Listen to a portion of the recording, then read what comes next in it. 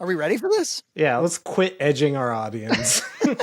Let's get right to the horse. Let's have a date with the horse prince, shall we? You know, I haven't been able to upload a video in recent weeks without people being like, yeah. Tell me about horse prince. We've talked about James many times. It's been like 8 months or something. It's been a long time. With a thing like this, he's going to bring us out of retirement, isn't he? You know, in the peak Screenwave era, obviously that was a disaster, but they did some things to like lessen the bleeding. Took out slobs from videos. They're gone. Drastically reduced all content. Sequestered Rex Viper content to its own dead channel. Look what I did. I started a YouTube channel. Yeah, we have a long way to build this channel up. That's why I'm going to say subscribe. So really all you get right now is like the occasional neighbor nerds or the occasional nerd video. And so it's definitely not my favorite content, but it definitely made things less interesting to talk about. Yeah, he ushered in a new era of boring stability. I guess the idea is that the forces of good and evil are battling over Jekyll's soul.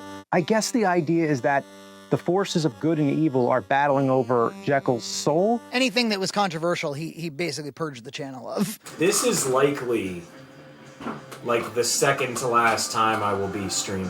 I mean, he's really doing basically nothing besides AVGN and Neighbor Nerds.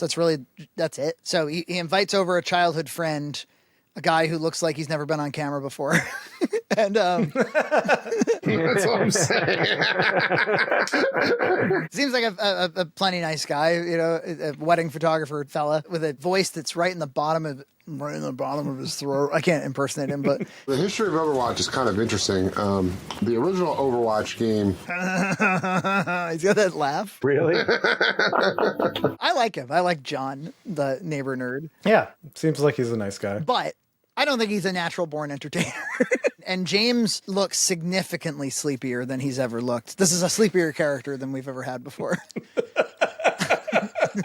It's like, how many times are you going to talk about how checked out this dude is before there's just nothing left to talk about? And I do want to preface this with, we're recording this right now, like during a time when there's 2 wars going on. And there's like some shit happening in the world. Like there's some, you know, we're in an election year. Like the political divide is as crazy as it's ever been in my lifetime. You know, James is not the most serious topic in the world. So let's just all remember that. I remember one time James actually said, he was like, come to Cinemassacre to get away from the bad things of the world. Yeah.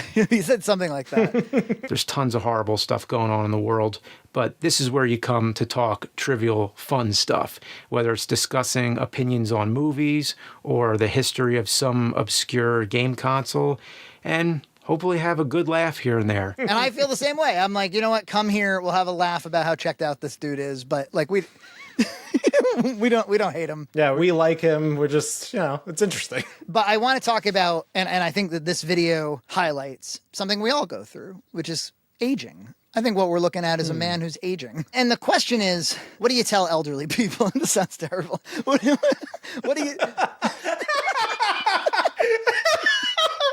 It's like we're like visiting our like grandfather in the home or something. Like, he might not always know where he is. Like he's got to get up and he's got to walk around. You can't do everything for him. He's got to do it for himself. Don't feeding him the pudding. Make sure have him get up. Even if he just takes a walk outside for 10 minutes, that's better than most of the folks in this home that can't get up anymore. It's important they keep moving. No, but I sort of mean it where if you don't want, like I find, I heard something great recently. Okay. It was, I love this. To stay hungry, you got to keep eating. And the concept was, you know, and you can apply this to anything that you kind of want to go after, maybe except for food itself. Does it get fat? But if you've ever been on a fast before, you go like 3, 4, 5 days without eating. I've never done anything like that before. But you've heard from people, I think I've gone 48 hours. It's probably max for me. But you'll hear from people that you stop being hungry at a certain point. Like you get through this cliff and then you're like, oh, I'm just not hungry anymore. But the moment you have a bite, like you're starving again. And so I think the same could be true of like, you and I have been like running hard creatively for like years. And don't you think that if you took 6 months off, it would be really hard to get back into the routine you've been in for all these years? Yeah.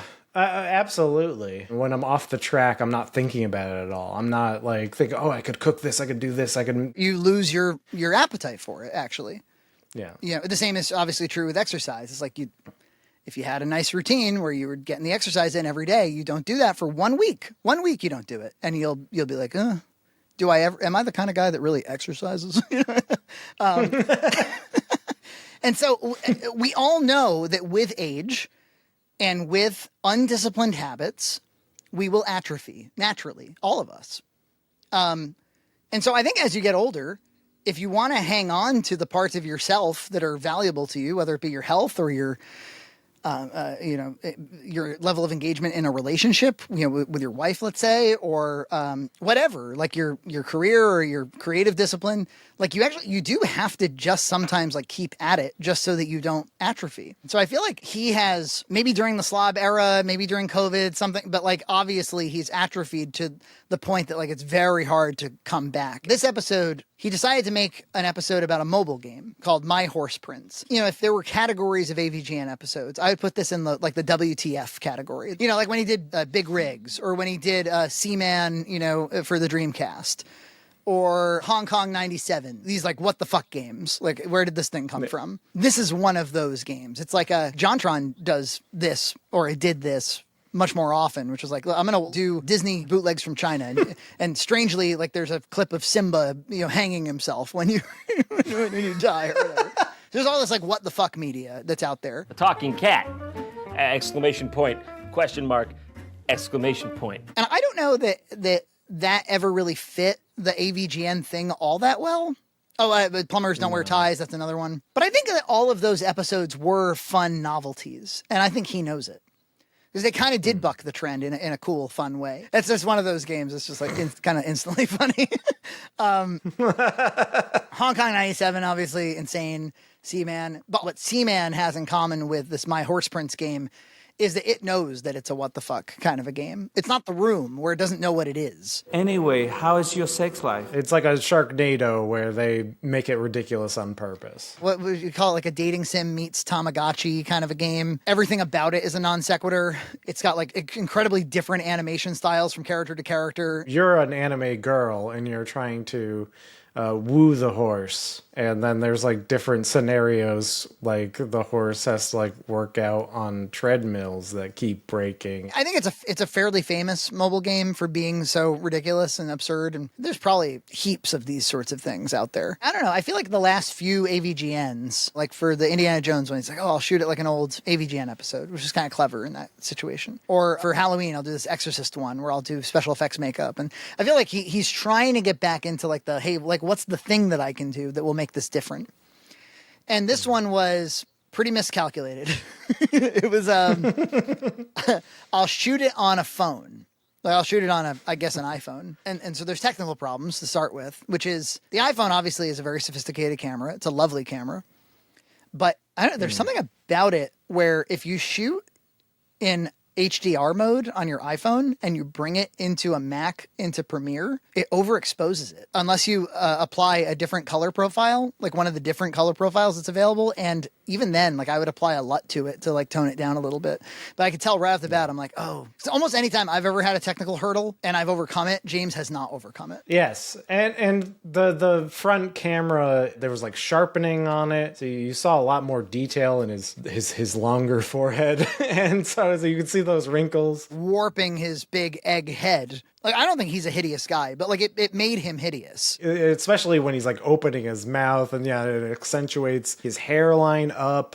It's not very flattering. And I understand the conceit because, yes, it's a mobile game and it's portrait, but I kind of was like, he should have gotten the whole thing and just made the portrait resolution for the whole video, And maybe that was their plan, like, oh, and then we can, on social media, we can do these clips that will be in portrait mode. Maybe that's what they were thinking. They should have at least like cut out to like a wide camera that's showing him wandering around the place and get some comedy out of that, maybe. Yeah, because there's a few things where he's like, we're going to the horse. If I could pick only one to review, of course, go with the horse. It kind of assumed that we knew what he was talking about to begin with. They obviously already did it on James and Mike Monday, but I feel like it would be more fun for the nerd character to discover the game. When I think of this episode, and there, like the thumbnail too was really slapped together. It was just like a picture of the game on the left and like him on the right. There was kind of nothing designed about the thumbnail. So a lot of people on Cinemaster of Truth were like, I thought for sure this was one of us that made this. Another thing that this is minor too, so forgive me. I have never liked when and he did it, you know, a long, long time ago. He introduced this idea that the nerd has not heard of any technology newer than 1995 or something. This is after my time. I don't know anything about this here PlayStation 2 and Xbox shit. I'm talking old school. None of this PS4 bullshit. What's that stand for? Piss on the floor?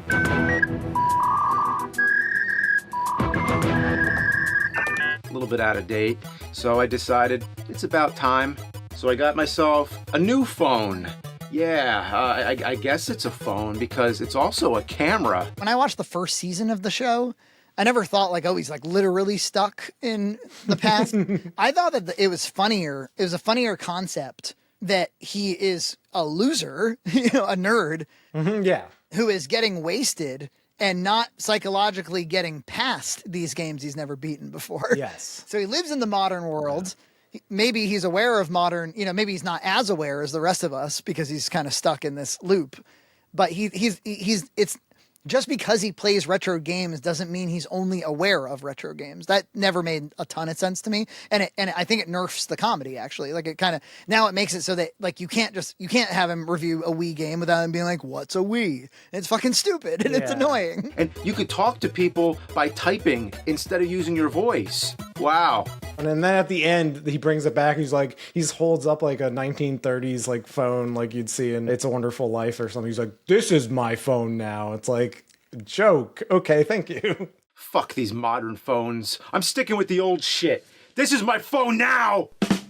Again, I just think like putting up this narrative boundary on the thing is very James. It's to be like, no, we have to acknowledge that he doesn't know what a cell phone is, and that'll be half the goddamn episode. I thought like the microtransaction joke was like okay, where he's like, who would pay real money for this? Okay, let's see here. What kind of idiot would spend real money on this game? All right, let's do it. When he was texting with Bugs Bunny and it was playing the Crazy Castle theme, that felt kind of okay to me. I like the duck you joke over and over, like duck you. Oh yeah, duck you. It's very safe. You know, yes. It's not groundbreaking or anything to say. Like it autocorrects you to duck. The whole charging, like he has to charge the phone segment was so lame. So lame. Where he's like running over to the drawer and he has to like, he's like trying to find the charger. It's like, oh, was that a callback to his busted drawer? I think so. Somebody brought up the busted drawer. And they're like, that's one of the dumbest videos. That's so James. Take a look at this drawer right here. This thing that just, it's full of instruction manuals and all kinds of random stuff I have. And the weight bent and like broke through. All the manuals are just sliding down this hole. So I can't even open them, which makes it useless. And it's one of those things that you just don't have time to deal with. Compare it to this wood shelf I've had since the 80s. I just want to get those drawers out so I can do some repairs. Well, the problem is the shelves are blocking it. Yeah. So I get everything off of it. I move all the consoles away from the wall. And now I can remove the drawers. Yay. You can see I've repaired these things many times before. So a bunch of sawdust and sweat later, and I have all the shelves. Yay. Now all I got to do is reset everything to normal again. It's pretty obvious that you should, like, if you can get that thing out of that room, like remove it completely and buy a nicer drawer. And, but at the time I wasn't critical at all. I didn't feel critical at all. I was like, this is kind of a funny, cute story about like, you know, does anybody else have furniture that they've just been neglecting, you know, and it's become a disaster in your room? And I was like, that was a kind of a funny, relatable, charming thing. But I think everybody's had some kind of junk drawer where you just throw all kinds of random miscellaneous stuff in there. Then you look back at it with the Bimmy mindset. In the fullness of time with the taping to the ceiling and all the rest of it, watching him reinforce IKEA furniture with like planks of wood, it's curious. Because he has an opportunity to just get something that works this time. He's already taking the stuff out of the drawers in the first place. Right. Like he did all the hard stuff and he's still like, nah, this is like this piece of furniture that I hate that hasn't worked out for me, that I've overstuffed. Oh, where did I get this cheap piece of shit? You ask? IKEA. But no, it felt like a lame bit that was just like stalling for time. It's like, we got to get to 20 minutes. So it's... So when I think of this episode, I think of two things: his warped head, and I think of the fake laughter. Dude, that's so funny because I have two notes. It says the fake laughing and lens distortion. Yeah, it's like what defines this thing. The horse's hoof almost went right through her fucking skull. The horse is shoving the fucking green onions down my fucking throat.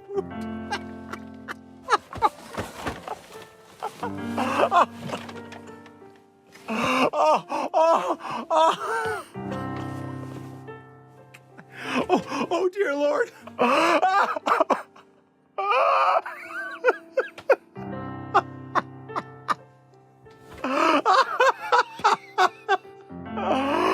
Yeah, especially because of the lens distortion. He's like doing the cracking up. It like alters his mouth in a way that's like ghoulish. Yeah, it creates this kind of this madness. So much so, you could almost make a case that he was going for something. Like somebody who was losing his fucking mind in this room that he can't manage. But I don't think so. I think he was like, I'll shoot it on a phone and that will be innovative. Like in other episodes, like in Big Rigs, in Hong Kong 97, he has these speechless, all I can do is crack up laughing moments that are kind of cute. It's Jackie Chan playing Bruce Lee's relative shit. And also, if you go back to the James and Mike Monday one, they do earnestly crack up while they're playing the game. And I think he wanted to recreate that sort of a feeling. And we all know that his acting ability has just tanked for some reason. I mean, he was never Meryl Streep, but he now comes off very insincere. One of the least appealing things to watch when you're watching a piece of media is something that is fake, obviously fake, right? Like something that's obviously inauthentic. It's off-putting. You're like, okay, I kind of want to turn this off now, please. And that was the charm of early Nerd, especially. He didn't overreact as much. The whole video is overreacting. It's exhausting. For him and for us. He's extremely exhausted. Some of it was of a sexual nature, and he's made sex jokes on the show in the past. Link is getting a little of the old in, out. He learns all these special moves like the down thrust, the up thrust. In there, he learns the cunt thrust. He's not going to get any from Zelda. Well, then again, she's in a sleeping spell. What was Link doing there in the first place? Oh, no. Link's a poon hound. Obviously, he did the porn episode at one time, but took it down. There's an Atari game, Custer's Revenge, where you fuck a naked chick up against a cactus. But something has happened over time, maybe between becoming a dad, becoming a grown-up, losing all of the hair in the frontal hemisphere. Somehow, sex stuff feels less at home with James than ever. Just keep anything sexual away from you. It's strange. I don't want it. He's hitting that road pretty hard, but that's okay, right? It's not the only thing he's going to be hitting hard. Because he tries to do it delicately, too, which feels even more strange. Yeah. Well, you hear people call him, wholesome and stuff. I'm like, oh. I mean, this is the guy who would rather eat the rotten asshole of a roadkill skunk. I'm like, it's pretty nasty. I don't know. So I'd rather have a buffalo take a diarrhea dump in my ear. We've been talking about Kevin Smith a lot, right? He kind of maps onto Kevin Smith somewhat neatly. Like a pioneer in his area. He had a niche audience that was very loyal to him. He went through kind of a mediocre patch, but still had loyalists. And now we're getting into that kind of late stage of all right, I think you've completely lost this thing. There were a lot of posts. This thing woke up Cinemassacre Truth, which had been pretty quiet. But there was one post from user El Protagonist. Typically, this character is something called a protagonist. The title was Rant AVGN officially shit the bed. Said, I've been hanging on to Cinemassacre for far too long, hoping for the faintest return of its former glory. It's been years of shit content, excuses, and terrible mismanagement. I watched every episode of that stupid podcast, hoping it would get better. Imagine being that person. Oh, no. I hope it gets better. I watched James make a Ghostbusters Afterlife review 3 months later with an afro to sell us Japanese steak knives. When I heard the history of the Kamikoto knives, I gravitated towards them immediately. The knives all felt really well balanced in my hands and cut like a dream. Like reviewing Afterlife months later. It was that fucking, like an afro for some reason. And yeah, I think he was selling knives. Kamikoto forges amazing quality Japanese steel kitchen knives. I guess I'm just kind of fascinated by, like, this is somebody who was hanging on for hope. Probably sometime around Pepsi Man, I would have given it up. But definitely the BTS video. Once you get to the BTS video, you're like, okay, he lost his fucking mind. I see. Take a wild guess. Remember, we would always say, like, how come he's not on Patreon? Wouldn't it just make sense to be on Patreon? Stop selling the Japanese knives. Apparently, he's using YouTube memberships now. YouTube's been pushing this, like they're really trying to get people to move away from Patreon and use memberships. $1.99 a month. And what do you get? Loyalty badges next time your name is in the comments and live chat. And the custom emojis are LJN. How is that legal, by the way? Shit Pickle, Mike, who left the channel, and a mini boss for $4.99. You get photos and status updates for community. So James will post a photo. You get the Mike Matei emoji. You're going to get the Mike Matei emoji. You're going to get the shit pickle emoji. And for $4.99, you're also going to get exclusive photos directly from James's drawers. The Mike emoji, he helps. He just helps. You could have someone help. That's called teamwork. So for $9.99, you better get something good, right? Any live streams in the future will have member-only chats. You know all those live streams that Cinemassacre's been doing lately. You're going to pay $9.99 to be part of those. I went over to the Rex Viper channel. That's not really been updated really either, huh? I can't say I subscribe. The last video was 5 months ago. It was that like live video. How many subs? 2.23. Wow. Wow. I have gotten more subscribers off of James's back than he could get off his own back. Damn. Damn. I've gotten more subscribers off his back than he has. Well, was there any other tier? Wait, what was the other? That was it, man. So $9.99. that was it? Yeah, you get nothing. You get nothing for every tier. You get nothing. You lose. Good day, sir. I mean, 1,000% of the stuff that I just read is not managed by him. I mean, he doesn't have to lift a finger. That goes straight to Screenwave. You're helping Big Ryan grow. What kind of shithead would give real money to this thing? Anyway, let's put in my credit card here. Yeah, this video did feel more like something like John Trum would have done. I've always suspected that he will produce videos and determine that they're not good enough to release and he won't produce them any further. You know, they'll experiment with something. Maybe they'll get together for a shoot. He'll react to something that he thought was funny. And then they're like, okay, there's not really any comedy here. And they'll ditch the video. This felt to me like that should have happened here. Where they should have been like, oh, it's not really working, actually. Producing and editing this video wouldn't take you more than 3 days, right? But this is totally super scripted, so it's not the same. Yeah, but wouldn't you still make the whole thing and throw it out? like Batgirl. Like Batgirl, wouldn't you Batgirl this thing? All right, I'll do it.